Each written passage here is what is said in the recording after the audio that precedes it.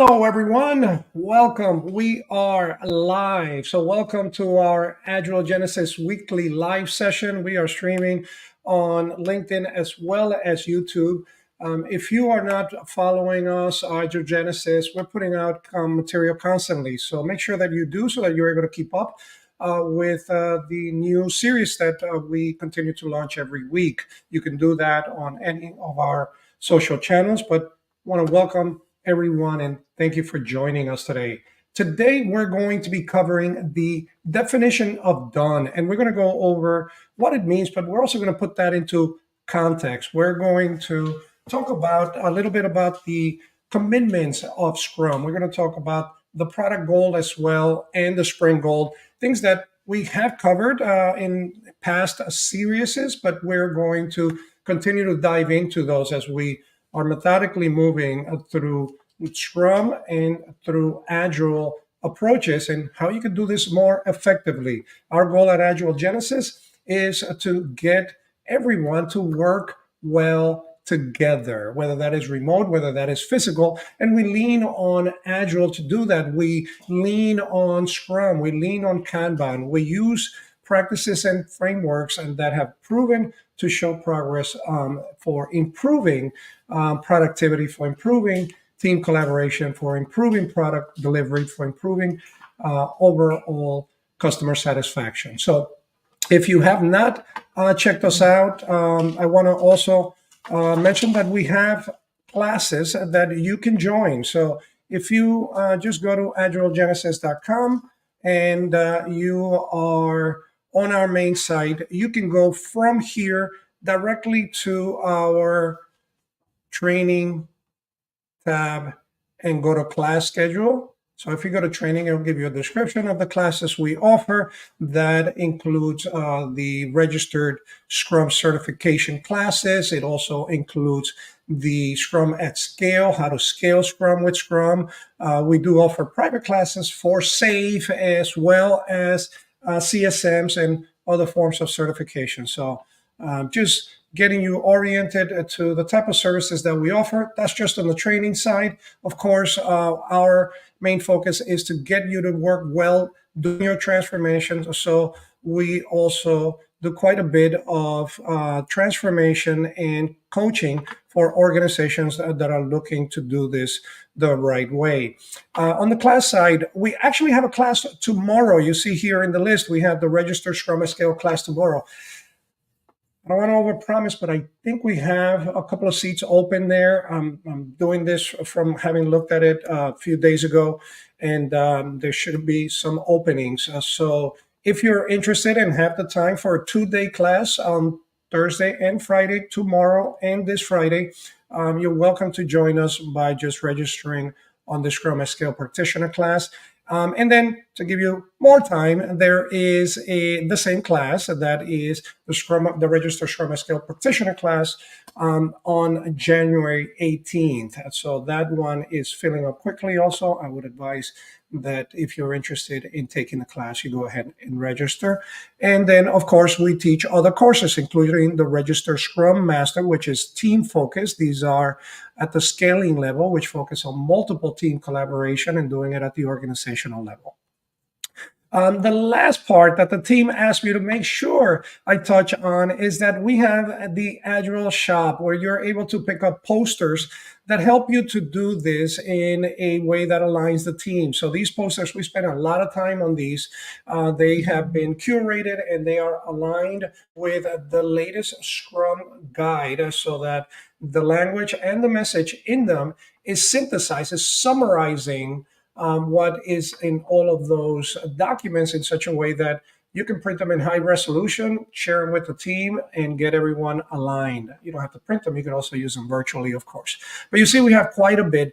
And we also offer, from time to time, a lot of these complimentary. So you can go ahead and add some of these to your shopping cart, and you can get things that are very, very useful, like the lean waste management, our definition of ready, and so on, that you can easily download and use with your team. We hope these add value to your team and your transformation. Our goal is to do just that in a simple way that anyone can do it, that it can be digested and it can be implemented in practical ways. Okay, so enough of that. I want to go over to our Miro board and I want to share our definition of done poster, the infographic that I just mentioned. And what we have here is our definition of done in a summarized way. So I'm going to go over what the definition of done is, and I'm going to put it into context, offer some examples, and then the part where we get to take questions, we have Carlos here as well to help out with the production. You have already sent in some questions, so we have some questions that we can address. I haven't seen the questions, so this will be Ernesto answering based on having heard it for the first time. And of course, the advantage of a live session is that you are more than welcome to go ahead and ask questions or chime in in the chat portion of whichever social channel you are using now. I might not be able to reply directly to you because there's some limitations on the technical side as far as being able to reply to message, but we sure get them all. So you'll get the verbal reply to that. And if I can, I will try to type as well so that you're able to receive it. So again, welcome everyone, and feel free to interact via your chat with any questions or comments you may have as we continue to go through this material. So the definition of done is one of three artifacts in Scrum. It's an actual official artifact.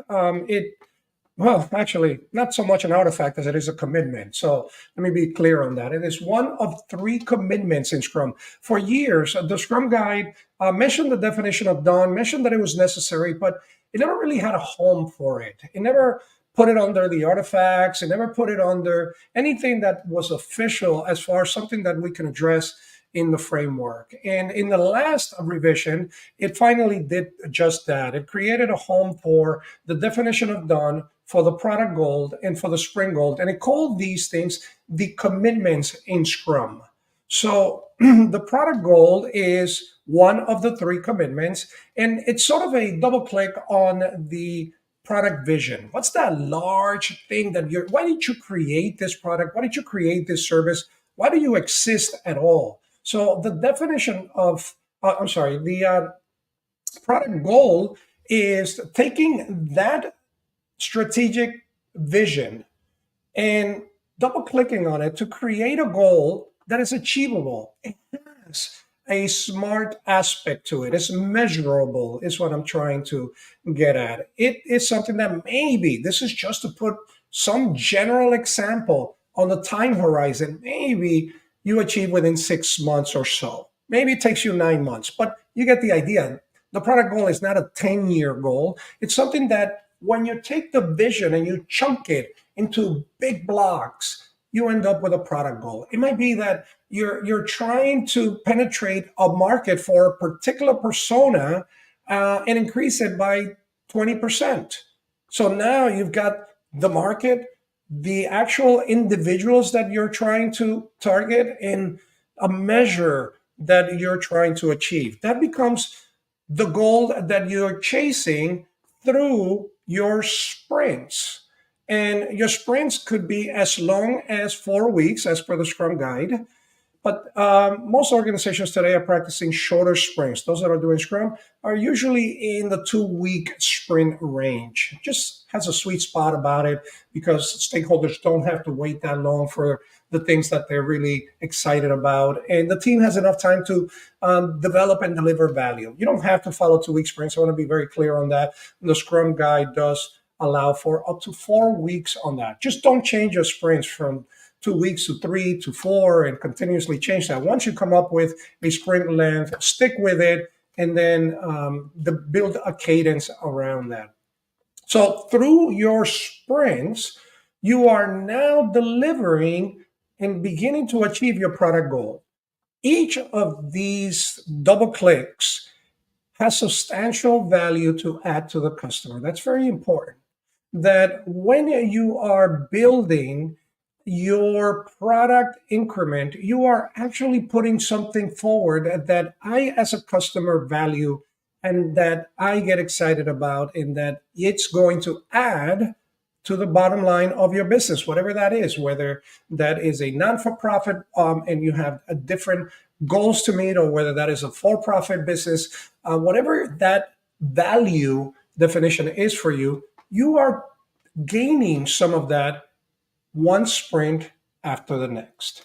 And that the customer, your primary objective is to satisfy the customer, is actually appreciative of that and able to use it. This is not a component where it just gets to sit on a shelf until something else comes and something else comes. And 2 years later, we still don't have something we can use because we're building components.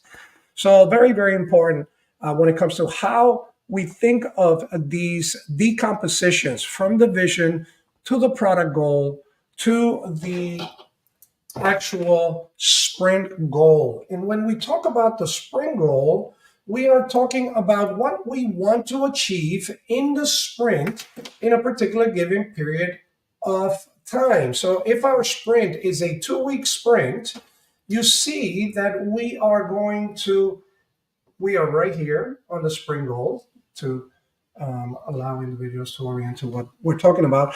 In the sprint goal, we have the ability to group multiple things that we're doing during that time period into a primary goal, a value that we are receiving. So if I get in the elevator and I'm going to the second floor and you're in there and you ask, hey, Ernesto, what are we getting in this sprint? I can say, well, look, in this sprint, you are going to get the entertainment audio system for that dashboard built, and the customers are going to be able to use it. Whoa, got it. Second floor came, I got off. Everybody understands what we're trying to achieve and why it's important. That's our sprint goal. When we talk about delivering that, though, now we get to the nitty gritty. We're going to be using product backlog items to do that. And those product backlog items sometimes are referred to as user stories because we write them from the user's perspective. That's not core Scrum. That's a term that over time the industry has adopted, and it has become quite popular to call these user stories. So through those product backlog items, we are executing what is necessary in order for us to achieve that sprint goal. So you see how this works? Now I'm going to do it from the bottom up. I just did it from the top down. We've got items here that are user stories, and then these user stories together achieve a sprint goal, and these sprint goals together help us to achieve the product goal. And well, we would have a vision up here, something that is not an official commitment in Scrum, but in your organization likely has a commitment, a vision, and that is what those things help us to achieve. In there is this definition of done, and the definition of done is what allows us to understand that we are building this with the right quality, that we are building this the right way, that it has quality built in.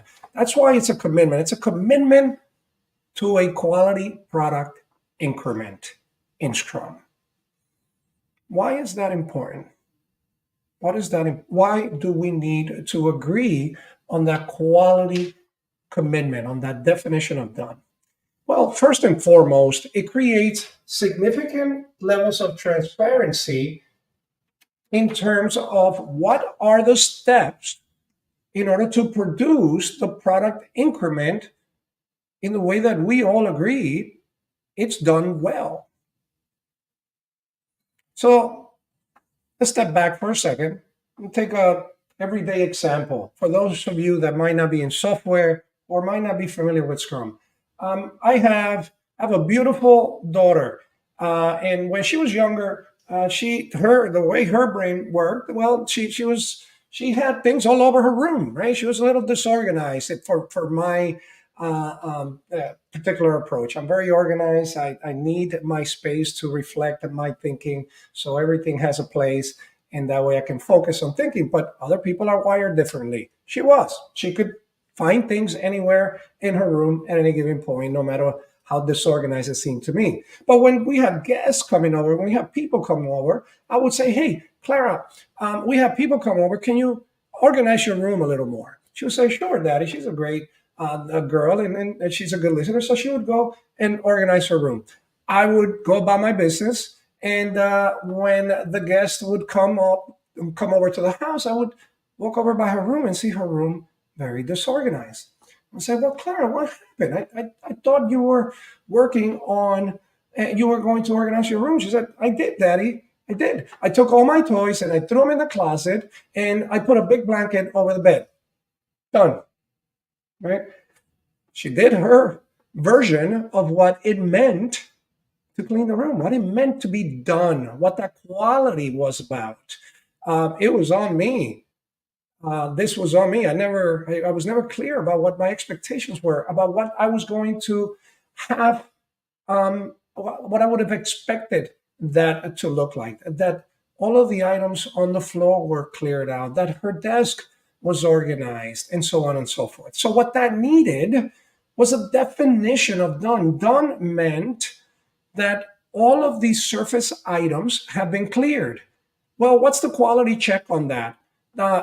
Daddy would come and do a visual inspection, a peer review, and I would offer feedback if there were any items that were not meeting the expectations of completing that.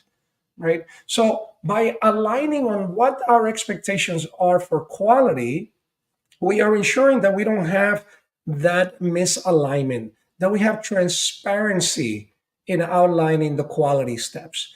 In the software world, that might look something like, well, I completed code, we've done unit testing, or we've done peer reviewed, we've done unit testing, we've done regression testing, we've done, and so on and so forth. You can see how we could get into trouble because these things can get very, very intricate. So we need to talk about these things. Does it include user acceptance testing? Well, no, we can't do that because we don't have access to users. Oh, okay. How can we do that? How can we get access to users in a sprint so that it works? I don't think we can do that in this sprint. Okay, not a problem. That might be an opportunity for us to improve, expand our definition of done in future sprints. We talk through that maybe in the retrospective, and we expand our definition of so that we can get even closer to the client. We become more agile through those exercises. But the very first step is on aligning on what it means when I say I'm done. I have run through these tests. You might be in a situation where you need to be compliant. There might be some regulations.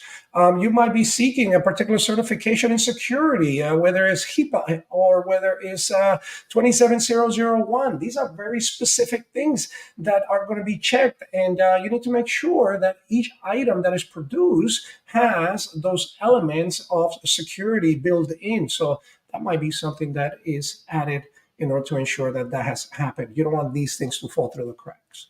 So I think I sold that well enough. I think we understand why we need a definition of done. Let's talk about, I'm going to go here, and let's talk about what it means and how we can build that, right?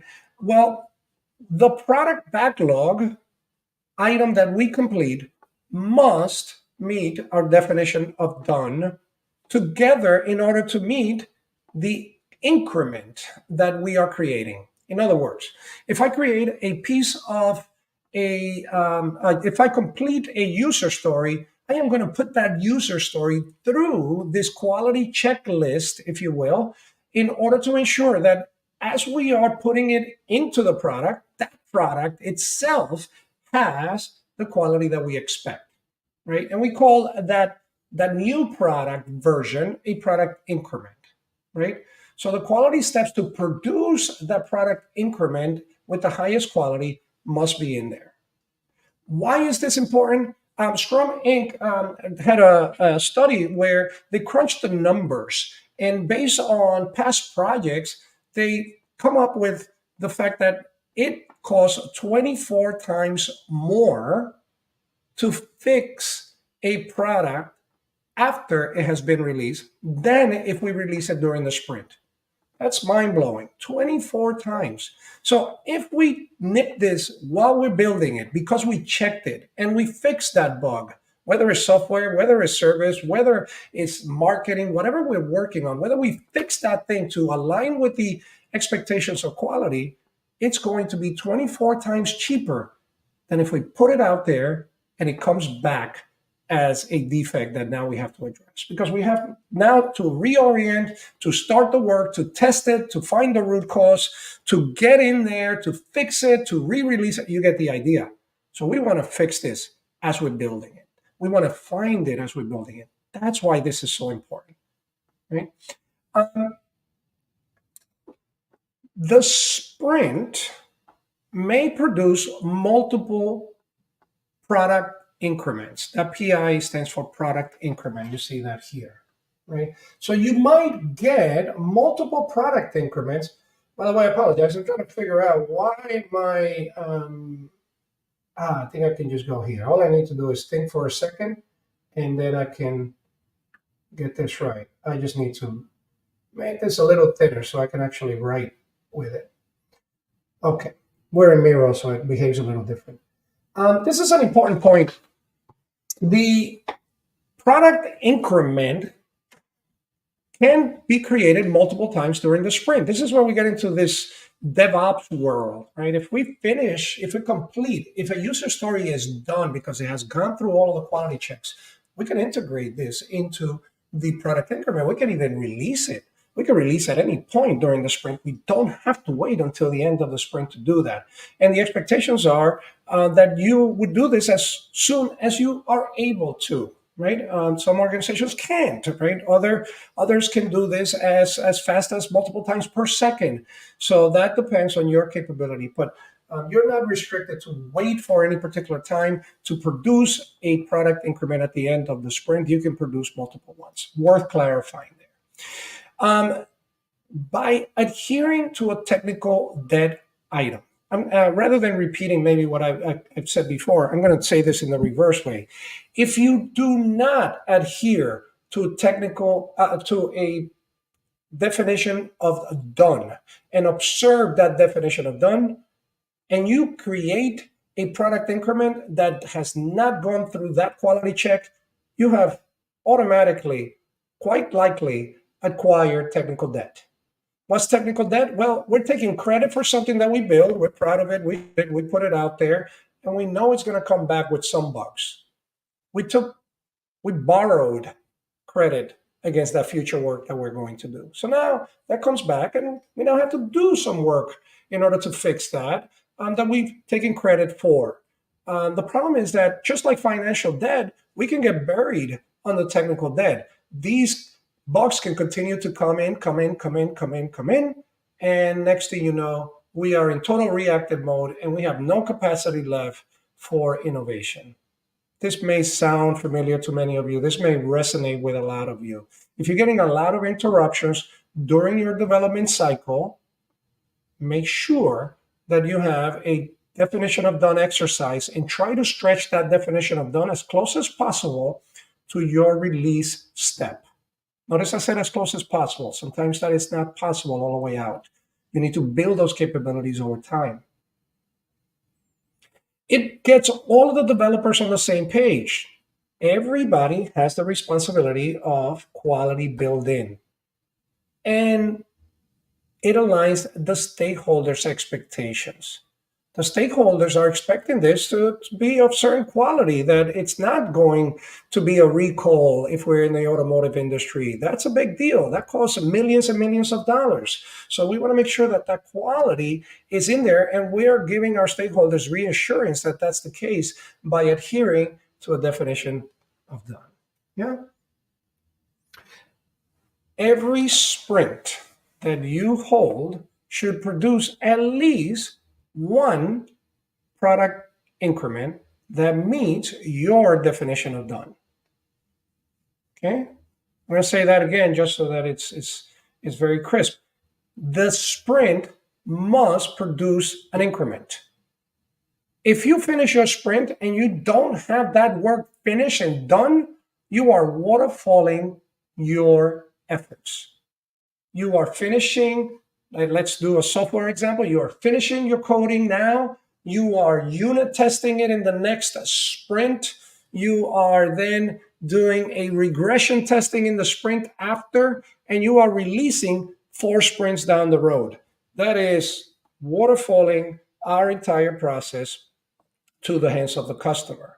What we want is to make sure that we are doing this in a sprint so that we are producing value. Coming back to that original statement that I made at the beginning, we want to produce value that meets our done or our definition of done quality wise.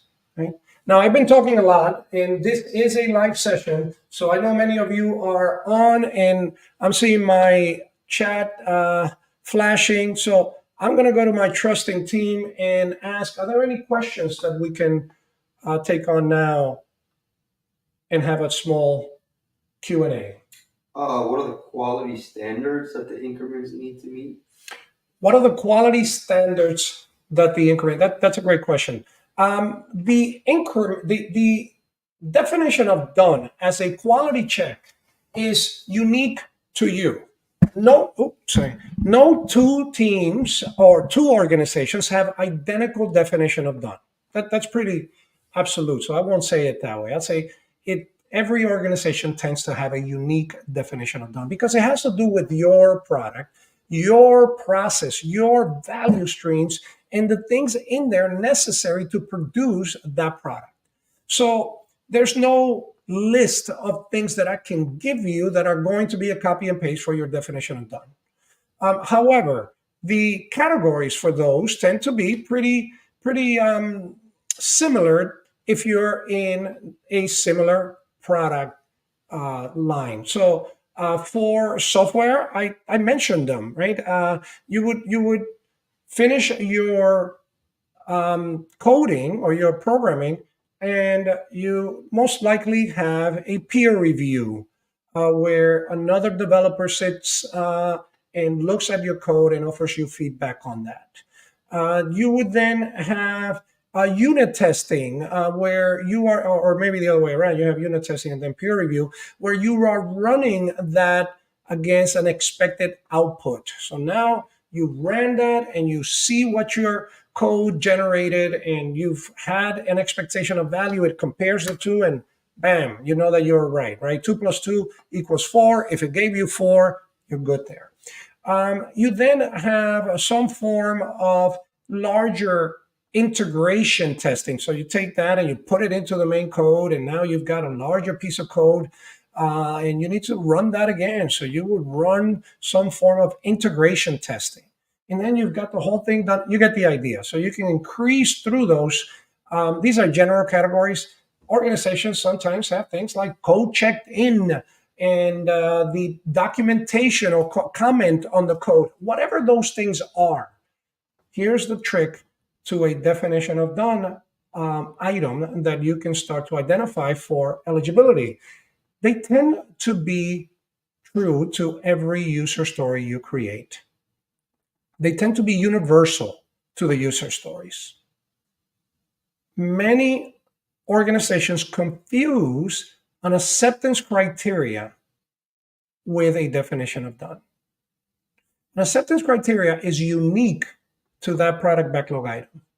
It's what I need to know that this was built in the way that I can use it. The definition of done is the quality aspect that is universal to all of my user stories for the most part, unless they're uniquely type of user stories or unique types that might be architectural, for example, which we don't want because we always want to cut across.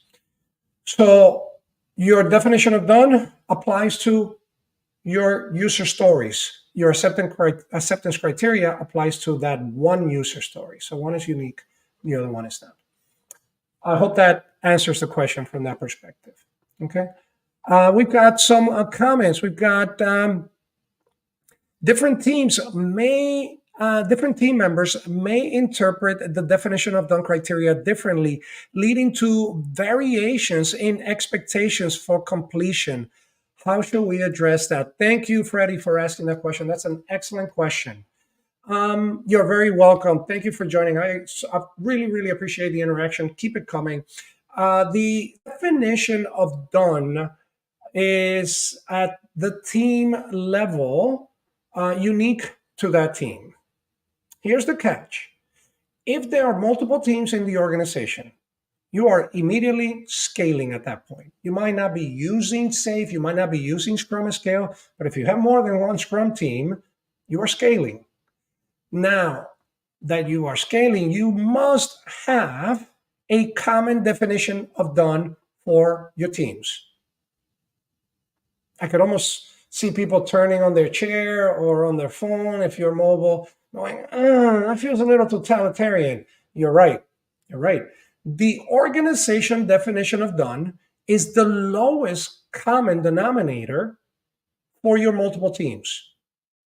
In other words, if I, as the team working on the platform for my youth demographics, I made it as cross-functional as possible, and I can go all the way up to regression testing.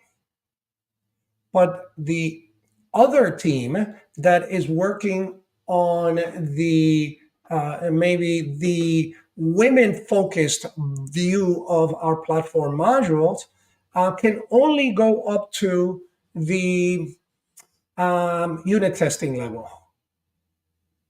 And automatically, our organizational definition of done must be unit testing, because the lowest of the two is unit testing.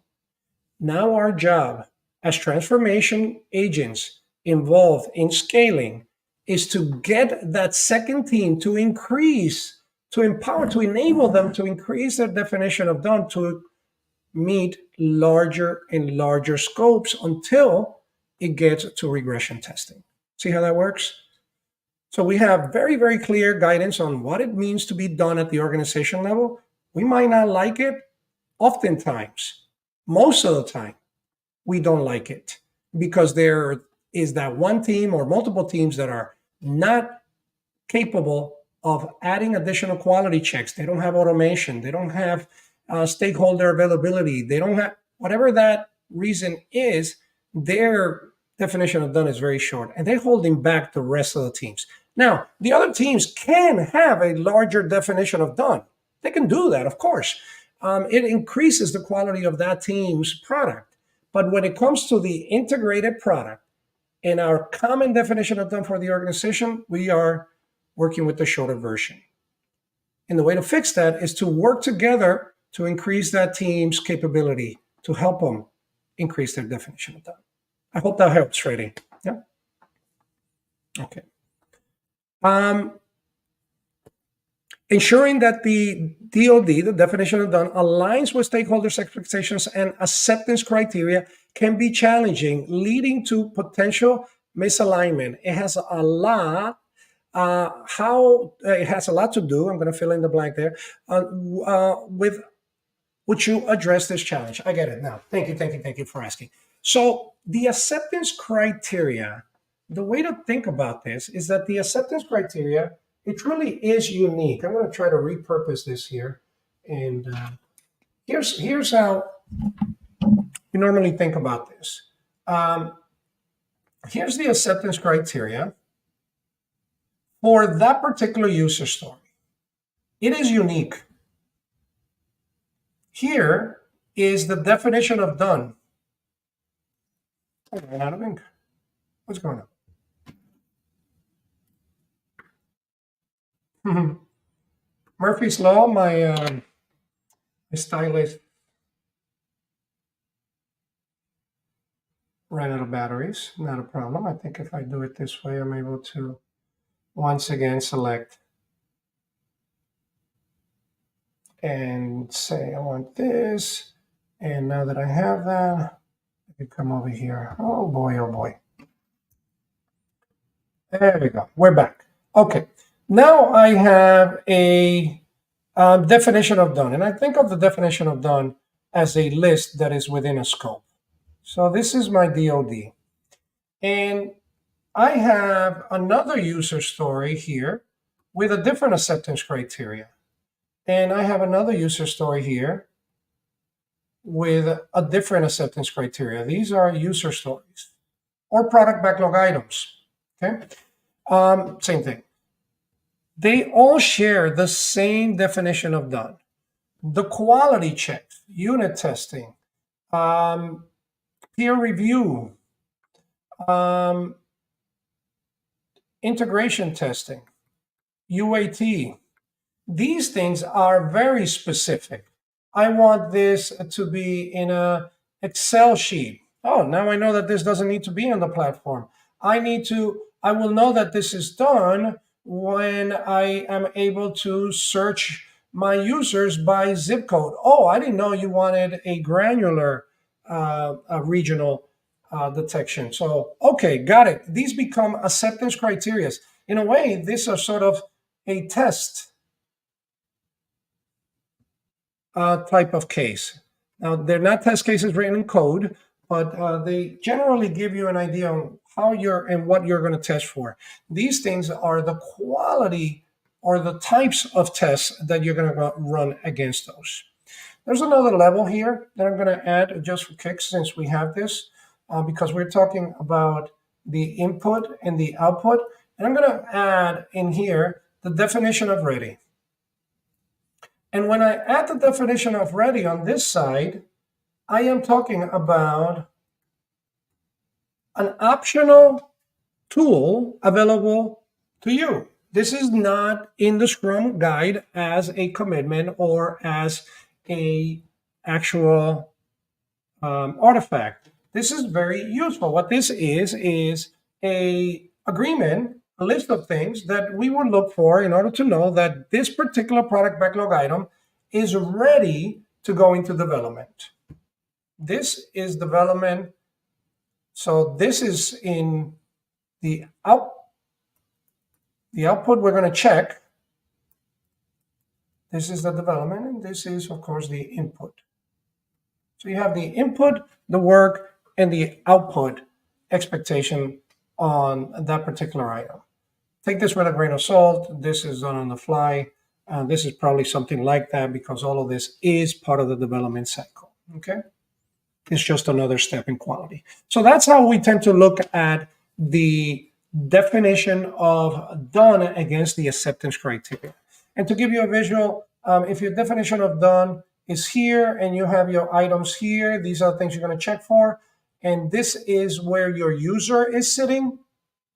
Your user is right here. The difference between here and here is the delay that you are going to have between when you thought you were done to when you were actually done, right? We don't want done, or done along the way. There's only one done. So our job becomes to expand this sprint after sprint as much as possible until we reach this customer. Right now, we're being more agile about our approach. Good stuff. All right. Freddie, you're apologizing. No need to apologize. Keep it coming. Good stuff. I love it. I'm going to go back into the definition of done here and look at some of the rules of the game. This is very clear as per the Scrum guide. If our sprint goal, our sprint goal must have items that meet the definition of done. And when we are in our sprint review, one of the 5 events in Scrum, it is very important that we only show items that meet our definition of done. Whatever that agreement is, we are committing to it. It is a commitment. That's why we call it that. And if something does not meet our definition of done, we do not show it. We don't take credit for it. Okay? So the necessary steps to deliver this increment must be something that is of reflective value to us. A definition of done that does not consider the necessary steps to achieve the delivery of the increment is considered a weak definition of done. If you don't have this mindset of increasing your definition of done all the way to your customer, you're in trouble. You must have a definition of done that is as close as possible to your customer. Anything in between that, if your definition of done is very, very small, and it's sitting right here, and you've got all of these additional steps, well, now you're just putting lipstick on a waterfall process that you're calling Agile or you're calling Scrum, because you got to go through all of these additional time periods, additional cadences in order to get to your customer. And that's going to be a long time. You're going to have dissatisfied customers. Okay. Okay. So moving into now the fact that the definition of done is expected to increase as we are working in our sprints and improving our sprints. So time to undust that definition of done and get them out to expand it in order to continue to get closer and closer to the customer, right? We want to make sure that everyone in the team and our stakeholders understand our definition of done, what it means to be done, so that the expectations are clear. If you're in a distributed team, there's some tips. Some of the stuff sometimes can be difficult to do in a distributed setting. Remember, this Scrum and the Scrum Guide were originally written in a world where face to face was the norm. Today, that paradigm has shifted. So here we have a couple of tips. Make sure that you post, make that transparency very, very blatant. Make sure that you post your definition of done. It's accessible in a shared space, whether you might be using Confluence, you might be using other forms to do that. Make sure that it's visually radiating, and make sure that you are revisiting that whenever your team composition changes. We have more dynamic teams now in a distributed environment because of the flexibility to be able to connect people from different regions. And so if you are getting individuals as new team members, sure that you're coming in with an agreed definition of done. So number one, they understand it, but number two, you are inserting and benefiting from the new capabilities that might have been injected into the team, and that is reflected in getting closer to the customer, and you are making that commitment in your definition of done, right? And of course, follow the 5 C's. Well, not of course, but follow the 5 C's for effective peer review. Make sure that you are, whether how that looks like to you might be different, as I mentioned, in the context of your product or your service, but make sure that you establish what those tools that we are going to use in order to allow me to get on and review the material in with ease, right? If you have to send me a zip file for me to with passwords and there are all kinds of convoluted ways, and I can't find that. It's going to be hard for me to do a peer review on that, for example, right? Communicate. Make sure that your efforts include all of the detailed information. Maybe a video recording if we are in a very, very dispersed time zone where my day is your night and your night is my day. That's not to replace real-time communication between two people. I want to be very clear. This is to aid in that. This is to enhance it. This is to augment it and increase the frequency of that communication in the challenge presented in distributed teams. Create a permanent virtual meeting. It's very useful to have now the ability to simply have a permanent link that I can go into and I say, hey, I'll meet you in the room. So if I am working with someone in my team, I know what that means. I don't have to go create a new instance of a meeting, send it to them. They're waiting for me in the wrong room. I'm in the other room. Creating a single room for that type of collaboration is very handy. And keep it permanent, keep it open. Right? These are recommendations, by the way, and hoping they're valuable to you. And the rest I'm not going to go into in full detail. You can read those here. In every one of our posters, we include tips for distributed practices and that are going to make your life easier. So always make sure to look in there to help with your remote challenges. We all know many of you are having those, so we want to make sure we provide as much as possible in that. I want to pause there. We covered the entire poster here and offers some additional context as well as examples. Carlos, looking at whether we have more questions to go through. One that I thought was interesting is what are the characteristics that the increments need to have?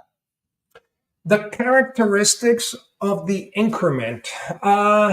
So The product increment is a new version of your product. It is not a second product. It is not a branch. We're not creating 10 different branches for 10 different sprints. We are creating one product increment. That's where the word comes from, right? It's now larger by it having more functionality than it had before.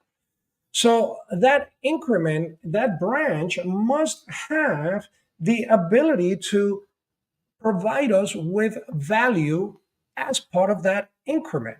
If I am using my iPhone today and a new release of the iOS comes out, it has additional features that I deem valuable, whether that is sharing my contacts by just tapping another iPhone, that's of value to me. It wasn't an increment about some new code that was in there that I am not interacting or benefiting.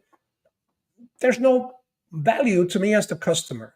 So to create a product increment is to create something that has value to the customer or to the business, right?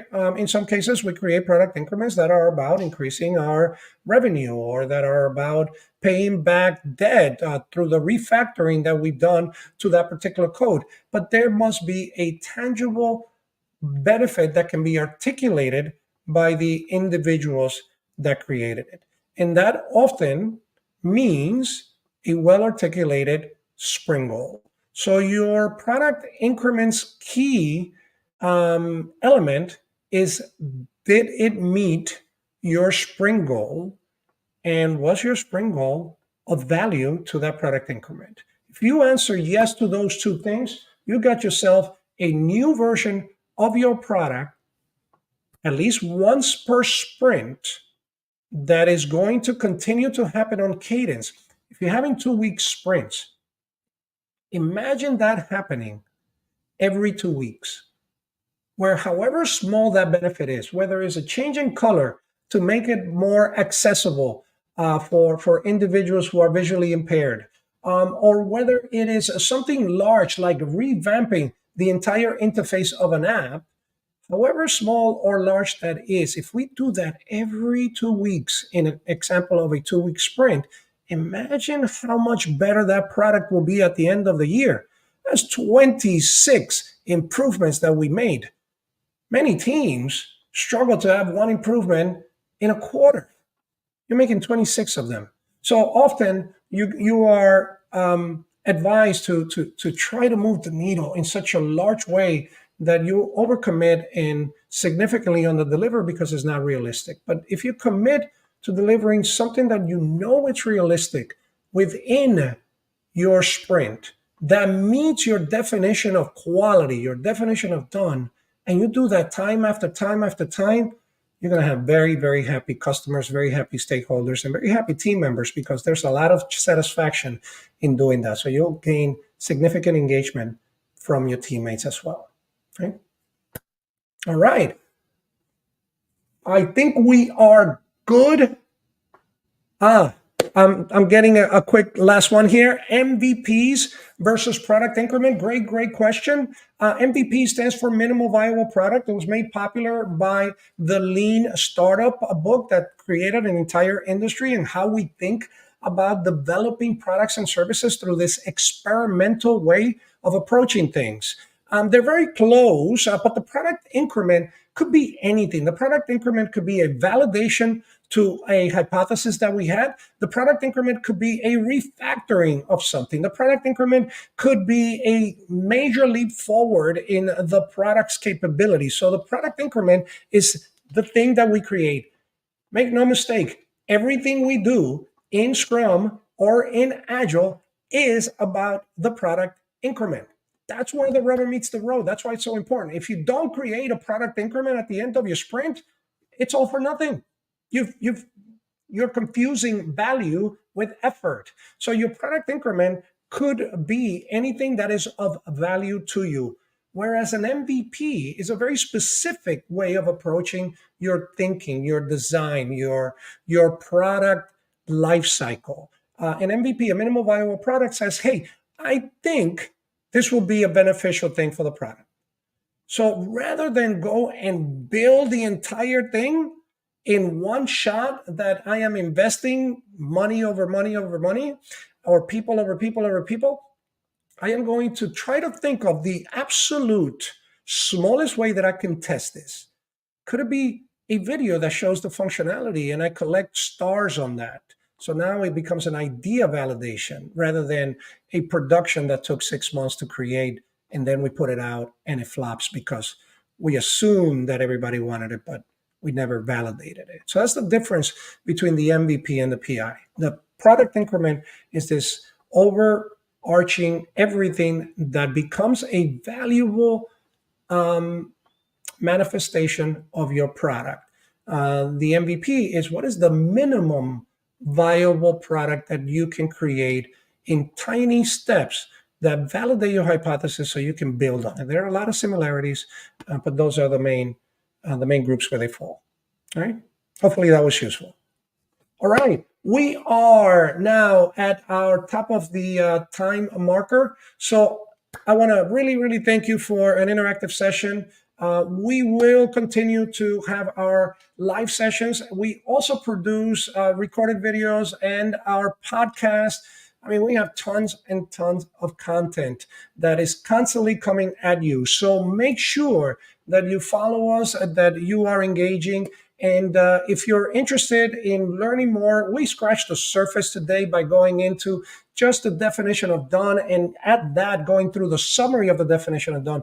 We dive into these type of materials in our classes where you can see how much depth there is to understanding and putting this to practice. So we have exercises, we have peer discussions, we have the identification of challenges and remediations that are done in real time with you in the class, discussing it about your real environment with examples, so that you are able to take this back and apply it in a way that applies to you. So highly, highly recommend that you check out our classes, and we provided you with the means to do that. So just go to agilegenesis.com and go to our training page and check out our class schedule here. For purposes of keeping it simple, I am just going to put it on the chat. I apologize if you're in a social media platform that doesn't receive written chat from us, but if you are, you're able to see that there. And again, thank you very much. Let's keep improving. Please stay agile, and we'll see you again next week. Take care.